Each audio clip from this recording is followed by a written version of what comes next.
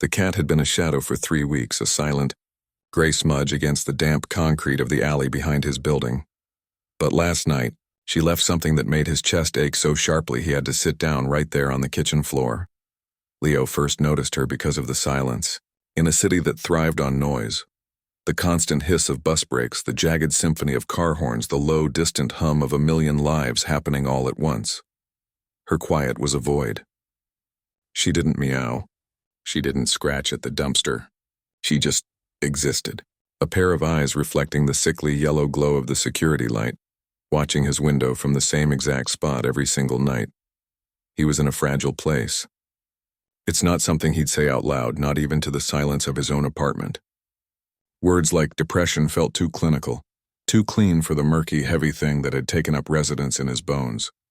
It was more like a constant, low-grade hum of grief, a mourning for a life he thought he'd have by now, a wife, maybe a kid, a career that didn't feel like he was just renting a tiny gray cubicle until he died. Instead, he had a stack of unpaid bills on the counter, a refrigerator that held mostly condiments and regret, and a silence in his apartment so profound he could hear the buzz of the faulty light bulb in the hallway. His nightly ritual had become a bleak pantomime. He'd come home from a job that felt meaningless, shrug off a coat that felt like it weighed 100 pounds, and stand at the sink, eating something directly from the container, not even tasting it. And then, he'd look out the window. 4th floor, a view of brick walls and the narrow alley below, and the cat. She was a pitiful thing, all angles and matted fur the color of a rainy afternoon. Not a pretty cat, not the kind you'd see on a poster. One ear was torn, a small ragged notch missing from the top. Her ribs showed through her thin coat when she turned a certain way in the light, but it was her eyes that got him. They weren't pleading. They weren't scared. They were just watchful.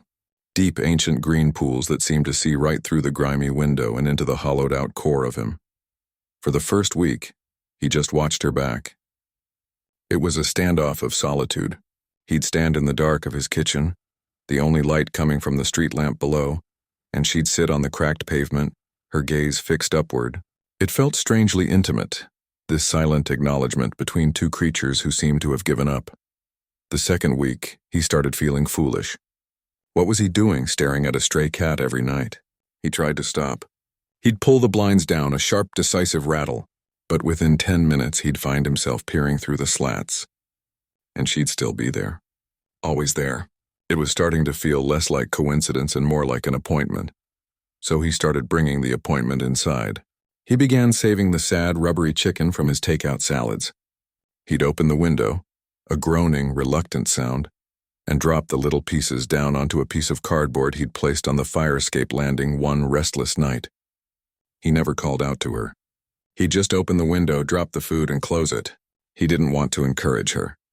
He didn't want the responsibility. He could barely take care of himself. She was cautious. The first time she didn't approach the food until long after his shadow had disappeared from the window. He had to watch from the side, peeking around the curtain like a kid. She moved like smoke, fluid and silent, appearing next the cardboard without seeming to have crossed the space in between. She ate with a desperate, hurried efficiency, stopping every few seconds to scan the alley, her body tensed for flight. This became their new ritual, his small, pathetic offering, her silent, grateful acceptance. He started looking forward to it. It was the one thing in his day that felt purposeful. He found himself at the grocery store, actually buying a small container of plain chicken breast just for her. For a salad, he mumbled to the cashier, feeling his face grow warm. He started noticing other things about her. The way she always approached from the left, keeping the dumpster between her and the alley's entrance. The way she'd sometimes sit for minutes after eating, not washing her face like a contented cat, but just staring up at his window, as if waiting for the next thing, as if waiting for him. And then last night it had been raining. A cold, needle-sharp autumn rain that rattled the window panes. He'd almost not opened the window. It felt like too much effort. The heaviness in him was worse than usual, a physical weight pressing down on his lungs. The thought of his warm, miserable bed was almost irresistible. But an image flashed in his mind, her, sitting in the rain, waiting. Those green eyes looking up into the darkness where his face should be. He sighed, a sound that came from the very bottom of him. He pushed himself up from his chair, the legs scraping against the linoleum with a sound that echoed in the empty apartment. He opened the container of chicken, placed a few pieces on a napkin. He'd graduated from dropping it directly onto the cardboard, and went to the window. He expected the alley to be empty. What kind of creature would sit in this weather? But she was there, huddled under a slight overhang near a drain pipe, a soaked, shivering little statue. She looked smaller in the rain, more vulnerable. When she saw the window open, she didn't startle. She just lifted her head, water streaming from her whiskers.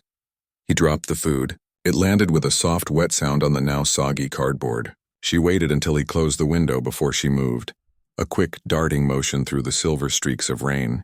She ate quickly, desperately, and then she did something she'd never done before. Instead of melting back into the shadows, she looked right up at the window, right at him. The rain was coming down harder now, and the window was blurry with rivulets of water. But the connection was electric. He felt seen, truly seen in a way he hadn't in years. She held his gaze for a long moment. Then she turned, and with one last look over her shoulder, she disappeared into the gloom. The next morning, the rain had stopped, leaving the world washed clean and smelling of wet asphalt and decaying leaves. Leo woke with the same heaviness, but something made him go to the window first thing. Before coffee, before anything. The cardboard was there, a sodden, pulpy mess. The chicken was gone. And next to it, placed neatly in the center of a dry patch, was a small, sodden gray feather. It was a common thing. Pigeon's feather, probably. But it had been placed. Deliberately. It wasn't something the wind had blown there. The alley was sheltered, and the feather was perfectly centered. She had left it. He found himself pulling on an old pair of jeans and a hoodie, not even bothering to brush his teeth. He took the keys and walked down the 4 flights of stairs, his heart doing a strange, unsteady rhythm in his chest. The back door of the building groaned open, and he stepped out into the cool, damp air of the alley. He crossed to the fire escape. The cardboard was as wet as it looked. He bent down, his knees protesting. And there it was, the feather. He reached out, his fingers hovering over it for a second before he picked it up. It was lighter than he expected and cold, a simple gray feather, but as he held it standing alone in that damp, dirty alley, a feeling cracked open inside him. It wasn't joy. It wasn't happiness. It was something raw and fundamental. It was the simple, staggering weight of being acknowledged, of being seen and in return being given a gift, however small, however seemingly insignificant. It was a transaction of kindness. And he hadn't realized how starved he was for it until that very moment. He stood there for a long time, the cold feather held carefully in his palm, looking at the spot where she always sat. The silence was different now. It wasn't empty. It was waiting. Something had begun. You're here listening, and that means more than you know. If you feel safe in these stories, your one subscribe helps me keep this quiet little corner alive. Thank you for being part of this peaceful world. The days began to fold into one another, each one marked not by the clock on his office wall or the days on a calendar, but by the silent, steadfast appointments with the gray cat. Leo found himself structuring his life around them. The morning check, a quick, hopeful glance out the kitchen window to see if the feather had been some fleeting anomaly or the start of something new. The evening ritual, the preparation of the food, the opening of the window. It was the anchor in his otherwise drifting days. He'd bought proper cat food. The decision felt monumental, a silent admission that this was no longer a temporary diversion. He'd stood in the pet supply aisle for a good 10 minutes, overwhelmed by the choices. Kitten, adult, senior, hairball control, sensitive stomach. How old was she? What were her needs? He finally chose a small bag of premium, grain-free stuff, the kind with real salmon as the first ingredient. It felt like an apology for all the dry, leftover chicken. The cashier had smiled at him. New kitten? She'd asked. He'd just mumbled something and looked at his shoes, his face flushing. He wasn't a cat person. He was just a person who was now buying gourmet food for a feral alley cat. The weather turned properly cold, a deep, biting chill that seeped through the window frames and made the metal of the fire escape groan. He worried about her constantly. Where did she go when she wasn't in the alley? Did she have any shelter from the wind? His mind conjured terrible images. her shivering under a porch huddled in a drain pipe, fighting with other bigger strays for a scrap of warmth. The helplessness was a familiar, acidic taste in his mouth. He could feed her, but he couldn't give her a home. He couldn't even get her to let him touch her. The window was a barrier, a necessary one, for both of them.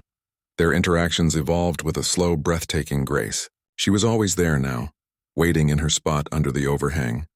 A small gray ghost in the gathering dusk. She no longer waited for him to close the window to approach. Now, as soon as the sash went up, she'd rise from her haunches and take a few tentative steps forward, her eyes fixed on his hands. She still maintained a distance, a careful 6-foot buffer of air that was her safety net. But she would watch him, and he would watch her. He started talking to her. It started as a whisper, just a single word. "Hello." His own voice sounded strange to him, rusty and unused outside of professional pleasantries. She'd flick an ear at the sound but otherwise remain still. Emboldened by her lack of flight, he'd say more. "Cold tonight. Are you hungry?" It was never a conversation. It was a monologue offered into the cold air, a way to bridge the silence inside him as much as the distance to her. He learned her language. It was a lexicon of tiny movements, of pauses and glances. The slow blink. He read about it online one night, falling down a rabbit hole of cat behavior forums. "It's called a cat kiss," an article said. "It's a sign of trust, of contentment. You can do it back." The next evening, when she was finished eating and had settled onto her haunches to wash a paw, he did it. He half closed his eyes slowly, deliberately, and then opened them again. She stopped her washing. She stared. For a heart-stopping moment, he thought he'd spooked her, broken some unspoken rule. And then, with a deliberation that felt earth-shattering, she slowly closed her own eyes and opened them, a perfect returned slow blink. A kiss sent across the cold air. Leo felt a lump form in his throat so thick he couldn't have spoken even if he'd known what to say. He began to notice the small gifts. They weren't every night. Sometimes a week would pass with nothing. But then he'd open the window and find another token placed neatly on the dry corner of the cardboard. A smooth gray river stone worn flat by time and water. A bottle cap pressed clean and shiny. A single vibrant yellow leaf perfectly preserved. Each one was a treasure. He kept them in a small chipped bowl on his windowsill. His mother's old sugar bowl. It felt right. They were sweet things, these offerings. They were her way of paying him back. They were proof. He found himself thinking about her during the day. In a mind-numbing budget meeting, he'd picture the way she tilted her head when a siren wailed in the distance. On the crowded, lonely subway ride home, he'd remember the feel of the cold feather in his palm. She was a secret he carried with him, a tiny warm ember in his pocket. The crushing weight of his loneliness hadn't disappeared, but it had shifted. It was no longer a solid wall. There was a crack in it, and through that crack he could see a pair of green eyes. One Tuesday it snowed.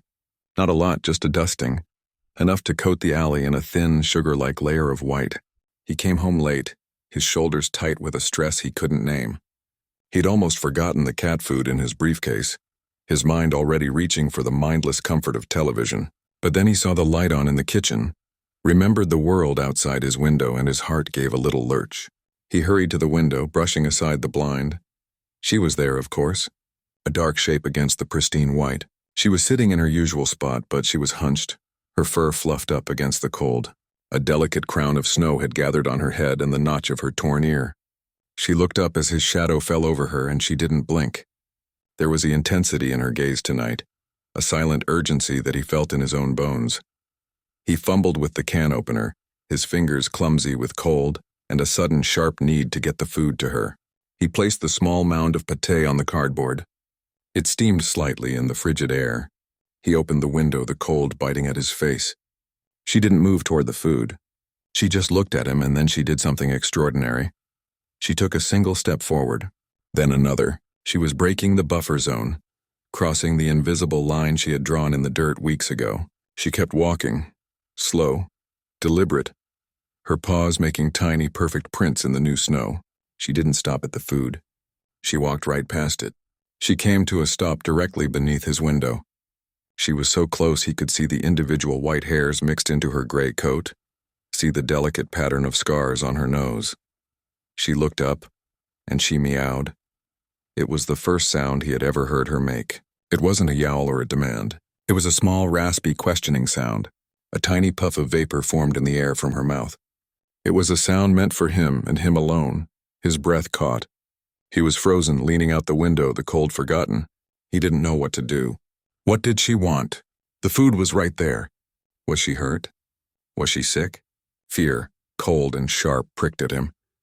And then slowly, so slowly it felt like time itself had thickened, she lifted herself onto her hind legs. She was unsteady, her front paws pedaling the air for a moment before she found her balance. She was standing up, her front legs braced against the rough brick wall of his building, her face tilted up toward his. Her green eyes were locked on his. The distance between them was now just a few feet of cold winter air. She held the position for a long moment, a small, brave acrobat against the vast, dark wall. Then she let out another soft, rasping meow. This one sounded different. It sounded like a question. It sounded like a request. Have you ever had an animal look at you not for what you could give it, but just for you? Not for the food in your hand, but for the comfort of your presence? It's a humbling thing. It strips away every pretense, every layer of adult complication. It's just one soul recognizing another in the dark. Leo didn't think. He acted on an instinct he didn't know he possessed. Slowly, giving her every chance to flee, he lowered his hand. He uncurled his fingers, his bare skin prickling in the cold. He held his breath.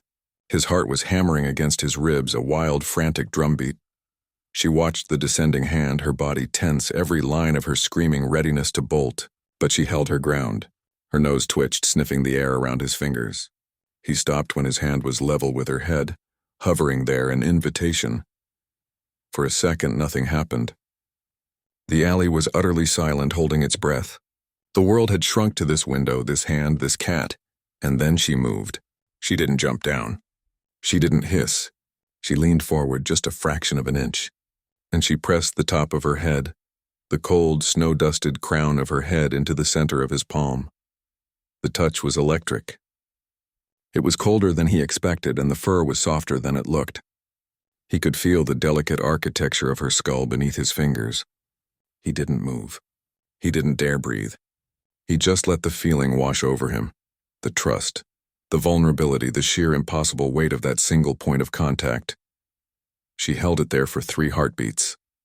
He could feel the faint vibration of a purr starting up, a low, rusty rumble that traveled from her body up his arm and straight into his own chest. It was the most profound sound he had ever heard.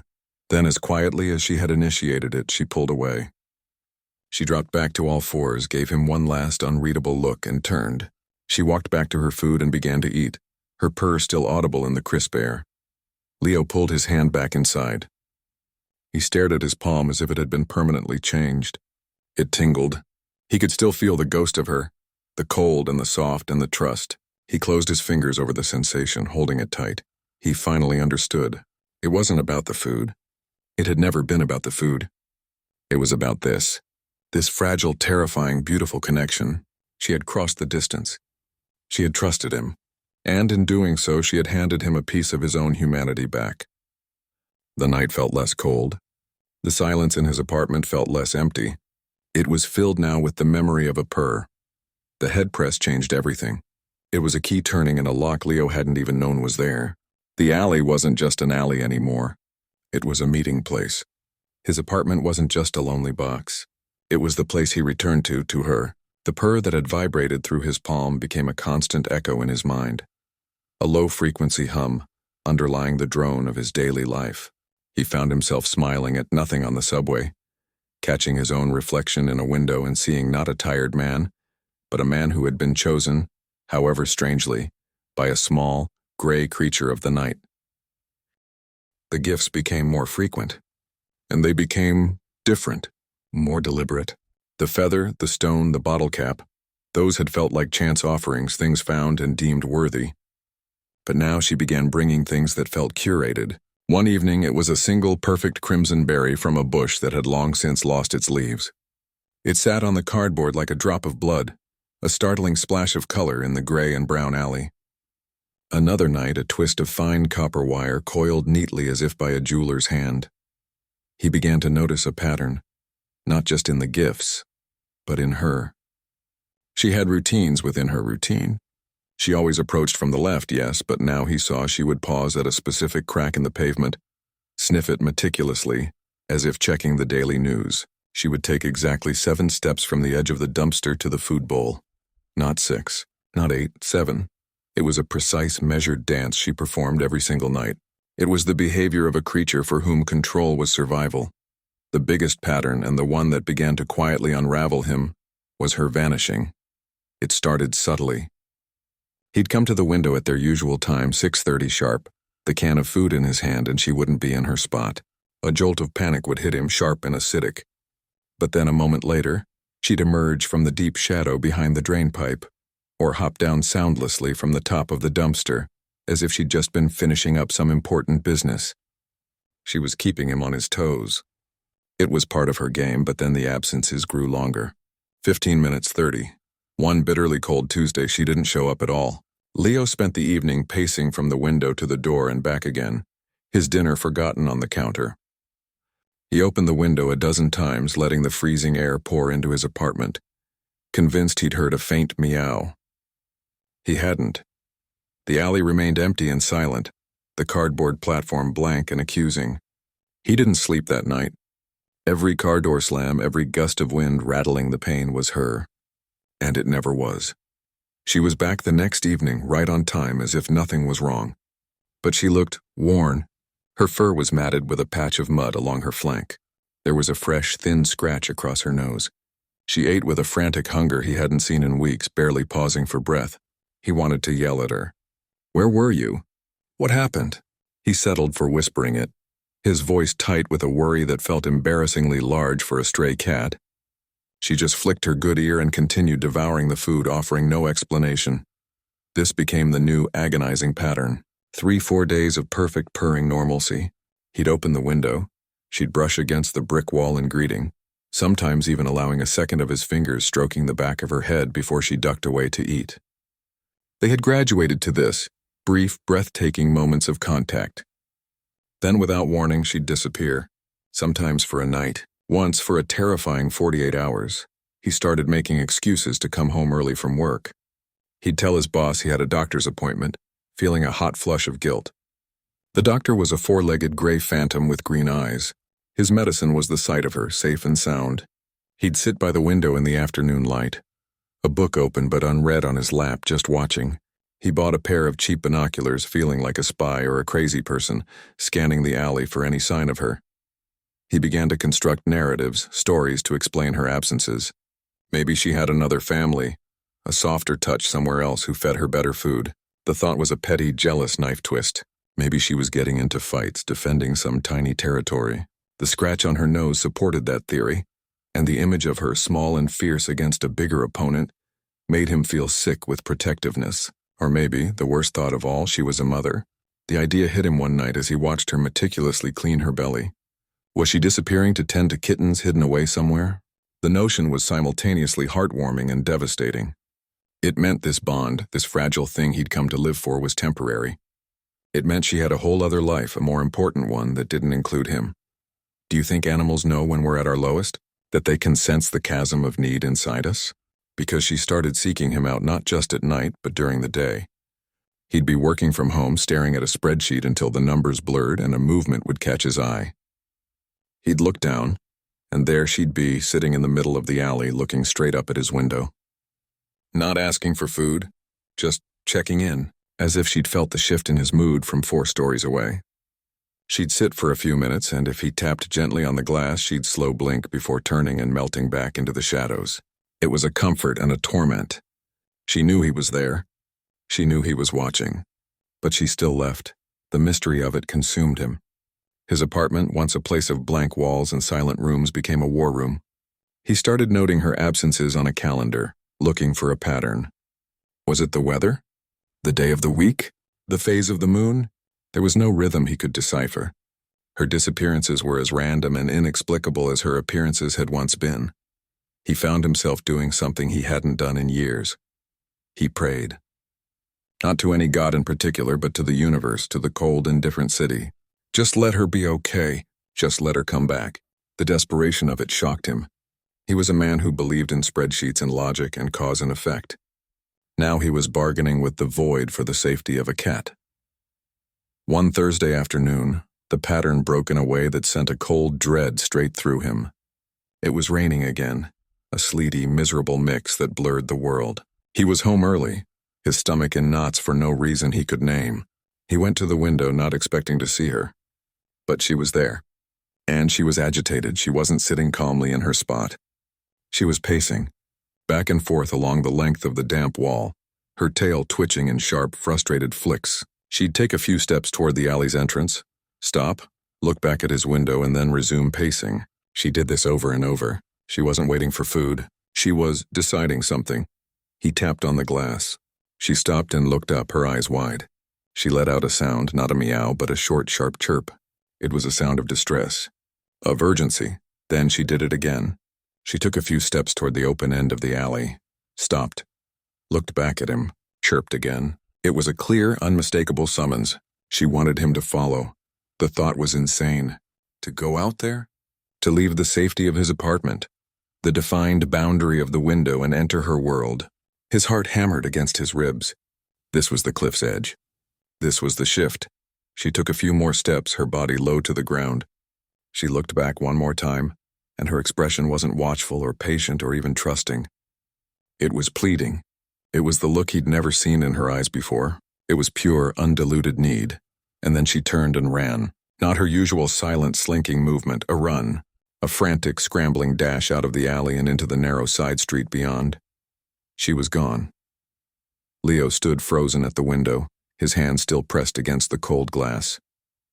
The alley was empty. The sleet fell on the abandoned cardboard. The moment hung, suspended in the icy air. The mystery was no longer an abstract worry. It was a physical pull. She had asked him for the first time to come and find her, and the fear of what he might discover if he did was a cold stone in his gut. But the fear of staying here, of not knowing, of failing her when she had finally truly asked for help, that was 1,000 times worse. The silence in the apartment was no longer waiting. It was screaming. He turned from the window. His movements were slow, deliberate, as if in a dream. He walked to the hook by the door and took down his coat. The fabric felt heavy, alien in his hands. He shrugged it on. He picked up his keys. Their familiar jangle was the only sound in the profound quiet. He opened his apartment door and stepped out into the hallway, leaving the warmth and the light behind. He was going into the rain. He was going into the cold. He was going to follow the cat. The door to his building clicked shut behind him, a sound as final as a tomb seal. The world outside was a different dimension, one of wet, grating noise and a cold that immediately sought out the gaps in his coat. The sleet needled his face, and the wind, funneled through the narrow alley, carried the sour smell of damp garbage and wet concrete. For a second, Leo stood paralyzed on the back step, his breath pluming in the frigid air, his courage evaporating. This was madness. She could be anywhere. The city was a labyrinth of a million hiding places, but then he saw it. A flicker of movement at the mouth of the alley. A gray tail, just for a second, whipping around the corner onto the side street. She was waiting. She was leading him. His heart was a frantic drum against his ribs. He pushed off the step, his shoes slipping on the wet pavement. He moved quickly, his footsteps echoing too loudly in the confined space. He rounded the corner out of the alley and onto the side street. It was barely wider, a dank corridor between towering brick buildings. He scanned desperately left, then right. There. Half a block down, a small wet shape paused under the feeble glow of a streetlight. She looked back at him, her eyes catching the light like twin emeralds. She chirped again, that same urgent alien sound, and then darted across the street, disappearing into another, even narrower gap between two old warehouses. He followed, his lungs burning with the cold air. He was running now, his briefcase-toting desk job body protesting with every step. The gap she'd vanished into wasn't a proper alley. It was a forgotten space, barely the width of his shoulders, choked with discarded pallets and the skeletal remains of old chain-link fencing. The sleet didn't even reach the ground here. It was a dripping, dark canyon. He squeezed into the opening, the rough brick snagging on his coat sleeve. It was almost pitch black. The only light came from the street behind him, casting his long, distorted shadow ahead. He could hear the rapid, panicked thumping of his own heart in his ears. And then another sound. Faint, muffled, a high, thin, desperate mewling. It was coming from up ahead to the right. He pushed forward, tripping over something unseen in the dark, his hand scraping against the rough wall. The mewling grew louder. It was the sound of newborns. Tiny, helpless, and terrified. His eyes were adjusting to the gloom. He could make out a shape, a collapsed pile of wooden crates creating a small cave-like space against the building's foundation. And there, crouched at the entrance, was the gray cat. She wasn't looking at him anymore. She was focused entirely on the space inside, her body tense, her ears flat against her head. She was emitting a low, continuous growl that vibrated through the darkness. Leo froze 10 feet away. The maternal theory was true. The absences, the worn look, the frantic eating. It all made a heartbreaking, terrible sense. She had kittens. This was her secret. This was where she vanished to. But something was wrong. Profoundly wrong. She wasn't nursing them. She wasn't calming them. She was standing guard. Her growl a steady, threatening rumble aimed into the darkness of the crate cave. And the kittens' cries weren't the rhythmic peeps of hunger. They were sharp, piercing shrieks of panic. He took a cautious step forward. "Hey," he whispered, his voice a hoarse croak. "It's me. It's okay." She flicked her gaze to him for a split second, and what he saw in her eyes wasn't recognition or relief. It was a wild, feral terror. She was trapped between a threat inside the den and a potential threat outside. Him. The mewling escalated into a frantic chorus. And then he heard it. Another sound. A dry, slithering rustle from inside the pile of crates. A sound that didn't belong. A primal chord of dread was struck deep within him. He didn't think. He closed the distance, dropping to his knees in the cold, wet filth beside her. He ignored her warning growl, which now swung toward him. He leaned forward, peering into the dark opening of the den. It took a moment for his eyes to make sense of the shapes. 3 tiny, squirming bodies, their eyes still sealed shut, blind and vulnerable. They were huddled together in a nest of torn newspaper and shredded cloth. And coiled around them, its pale, thick body ominously still amidst their frantic movements, was a large rat snake. It wasn't venomous. His brain, clinging to a shred of rationality, registered that much. But it was a constrictor, and it was sizing up the kittens, its tongue flicking out, tasting the scent of warm, easy prey in the cold air. The mother cat was desperate, but she was outmatched. To attack the snake head-on in the confined space risked it constricting around one of her babies in its death throes. A silent, cold fury washed over Leo, burning away the last of his fear. This was the enemy. This was the thing she'd been fighting alone. This was why she'd finally broken her own rules and come for him. She hadn't been asking for food. She'd been asking for an army. "Get back," he said to her, his voice low and steady, a tone he didn't recognize as his own. He looked around, his hands scrabbling in the muck, his fingers closed around a length of rusted rebar, heavy and solid. He turned back to the den. The snake, disturbed by the movement and the new larger presence, began to uncoil, its head lifting, its attention shifting from the kittens to him. Time seemed to slow, thick and syrupy. He could hear the sleet hitting the street behind him. He could hear the kittens' desperate cries. He could hear the ragged sound of his own breathing, and the low, continuous growl rumbling in the cat's chest. He saw the snake's body tense. He moved. He thrust the rebar into the den, not at the snake, but beside it, jamming it into the gap between 2 crates and leveraging them apart with a grunt of effort. The wood splintered with a loud crack. Light and cold air flooded into the space. The snake, startled and exposed, recoiled. It was a window of opportunity, a second, maybe 2. Leo dropped the rebar and lunged forward with his bare hands. He didn't grab for the snake. He went for the kittens. His hands, clumsy with adrenaline, closed around the squirming, mewling pile of them. They were so small, so impossibly light and fragile, he was terrified he would crush them. He could feel the frantic beat of their tiny hearts against his palms. He scooped them out, pulling them free from the nest of newspaper and the looming presence of the snake. He scrambled backward, clutching the 3 tiny lives to his chest, his body between them and the den. The mother cat erupted. With the immediate threat to her babies removed, her fear transformed into pure, unadulterated fury. She launched herself into the den with a screech that tore through the narrow passageway. There was a violent, thrashing commotion from inside the crates. Hisses, the sound of scraping scales, a single, high-pitched squeal from the snake. It was over in seconds. Silence descended, broken only by the mewling of the kittens huddled against Leo's sweater and the sound of his own ragged, sobbing breaths. He was trembling violently from the cold, from the adrenaline, from the sheer, overwhelming intensity of what had just happened. The gray cat emerged from the den. Her fur was standing on end, making her look twice her size. There was a fresh smear of something dark on her muzzle. She ignored him completely. Her entire world had narrowed to the three tiny beings he held. She approached him, her body low. She didn't growl. She didn't hiss. She made a soft crooning sound he had never heard before, a sound of profound relief and maternal urgency. She nudged his hands with her head, her nose sniffing frantically at her babies, checking each one. Satisfied they were alive and whole, she did the only thing that made sense. She began to purr. It wasn't the rusty rumble from the fire escape.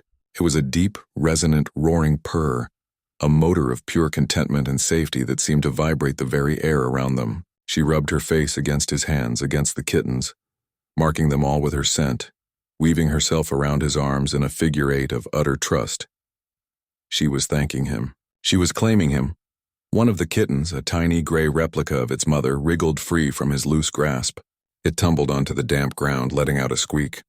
Instantly, the mother cat was there, gently scooping it up by the scruff of its neck. But she didn't move it back into the den, which was now violated and unsafe. She turned and placed the kitten carefully, deliberately into the cuff of Leo's folded-up jeans. Where it lay, nestled in the warm fabric, she went back, took a second kitten from his hands, and did the same thing, placing it next to its sibling, then the third. All three kittens were now deposited against his leg, a living, breathing, mewling bundle against his skin. She looked up at him then, her green eyes meeting his. The wildness was gone. The fear was gone. All that was left was an exhausted, boundless trust. She pressed her head, her whole body against his knee, her purr shaking his entire frame. She was giving them to him. She was saying, "They are yours too. We are yours. You are safe." Leo looked down at the three blind, trusting creatures curled against his leg, and then at their mother, who had just fought a monster for them and who now looked at him as if he were the source of all safety in the world. A sob broke from him, a raw, uncontrollable sound that had been building for years. He brought his muddy, scraped hands up to his face and he wept. He wept for the loneliness. He wept for the fear. He wept for the simple, staggering beauty of being needed, of being trusted. He finally understood. Every gift, the feather, the stone, the berry, the wire, hadn't been a payment for food. They had been a test, a down payment on a debt of trust she hoped he would one day be willing to pay. She had been assessing his character, his reliability, building a bridge of small kindnesses until the day she desperately needed to lead him across it. She hadn't just been a stray cat. She had been an architect, patiently, silently building a lifeline for her children, and she had chosen him to hold the other end. The storm had passed. In the dripping, dark silence of that forgotten space, surrounded by the proof of her trust, Leo's old life ended. A new one, heavier and more beautiful than he could have ever imagined, had begun. The walk back to his apartment was the most surreal journey of Leo's life. It was less a walk and more a slow, careful procession. He moved through the sleet-filled streets like a man carrying priceless, fragile glass. Inside his coat, zipped up to his chin, were the three kittens, a warm, squirming bundle against his chest. Their mewling had softened to a contented, sleepy chirping, soothed by the heat of his body and the steady rhythm of his heartbeat. Walking beside him, so close her fur brushed against his soaking wet jeans with every step, was the gray cat. She didn't dart ahead or vanish into the shadows. She matched his pace exactly, her head on a swivel watching the street, her body tense with a protective vigilance. She was escorting her family home. His mind was a blank, white static. There was no room for thought, only for action. Get them home. Get them warm. Get them safe. The enormity of what had just happened, what he had done, what he had been entrusted with, loomed behind that static like a tidal wave, waiting to crash. But for now there was only the next step. And the next? He fumbled with his keys at the building's back door, his fingers numb with cold and shock. The gray cat slipped inside the moment the door cracked open, a streak of wet fur into the dim hallway. He followed, his movements clumsy and slow. The climb up the 4 flights of stairs felt like scaling a mountain. He could feel the tiny lives stirring against his chest, a constant, miraculous reminder. He shouldered open his apartment door, and the familiar silence rushed to greet him. But it was different now. It wasn't an empty silence. It was a waiting silence. It was a silence that was about to be filled. He unzipped his coat with trembling hands. The kittens, disturbed by the movement, let out a few squeaks.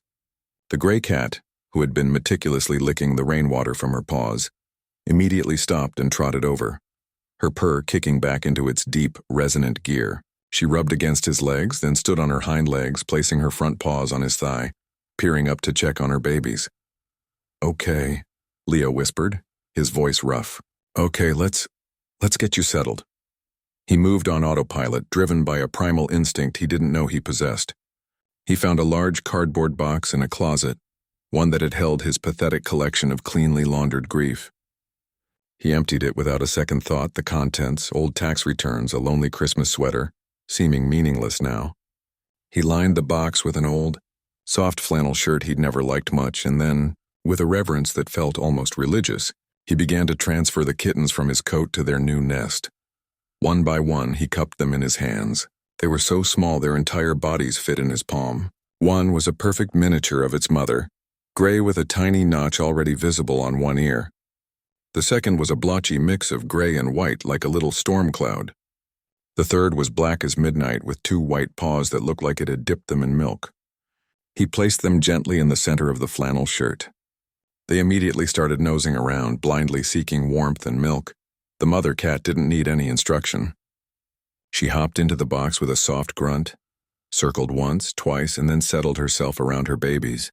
The kittens, sensing her presence, instinctively gravitated toward her, nuzzling into her belly. The frantic mewling ceased, replaced by the soft, contented sounds of nursing. The only other sound was the mother's purr, a low, steady rumble of pure, unadulterated peace. Leo sank to the floor beside the box, his back against the kitchen cabinets. He watched them. He just watched.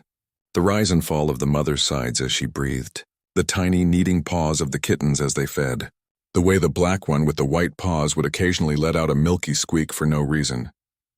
The storm outside the window continued to rage, but in here, in this little pool of light from the overhead lamp, a new universe had been created. It was warm. It was safe. It was alive. The tidal wave of emotion finally broke. It didn't come as a sob this time. It came as a quiet, overwhelming flood of understanding that washed over him, leaving him cleansed and hollowed out and refilled all at once. He had spent years building walls against the world, brick by lonely brick. He had believed his life was a closed room, getting smaller and dustier with each passing year.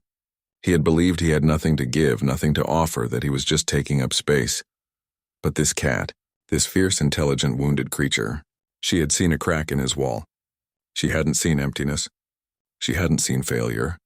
She had seen a potential for safety, for kindness. She had looked at his lonely, closed-off life and had decided, with a patience and wisdom that humbled him, that it was the perfect place to bring her most precious things. She hadn't asked for him to be happy or successful or whole. She had only asked for him to be safe.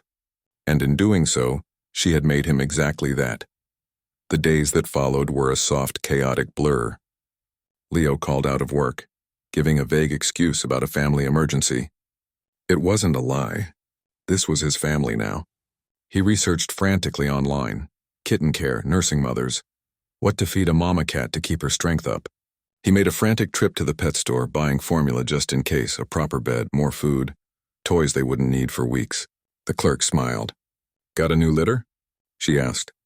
Leo just nodded, a real, genuine smile touching his own face for the first time in a decade. "Yeah," he said, and the word felt solid and good. "Yeah, I do." He named the mother cat Grace because that's what she had given him.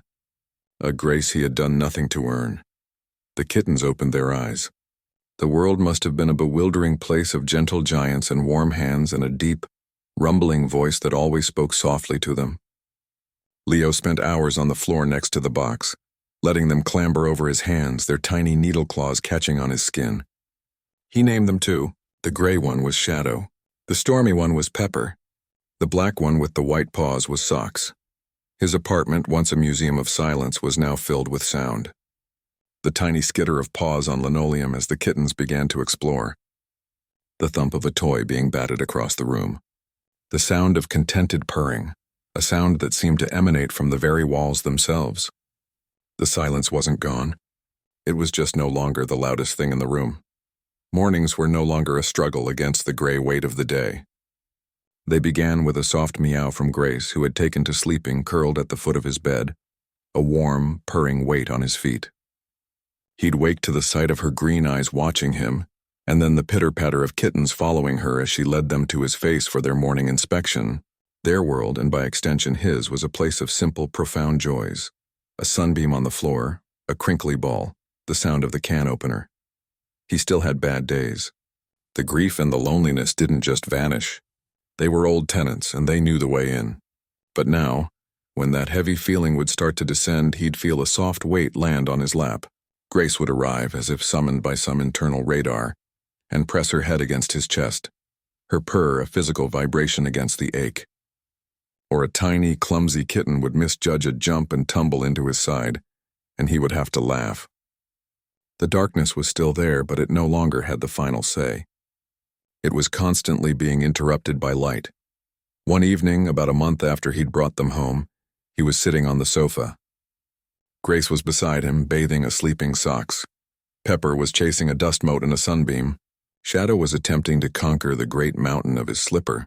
The room was warm, filled with the golden light of the setting sun. He felt a peace so deep it was like a physical thing, a warmth in his bones. Grace finished her bath and stretched. She hopped off the couch and padded across the room to the windowsill, where the chipped sugar bowl sat, now filled with her collection of gifts. The feather, the stone, the berry, now dried and preserved, the coil of wire, the yellow leaf.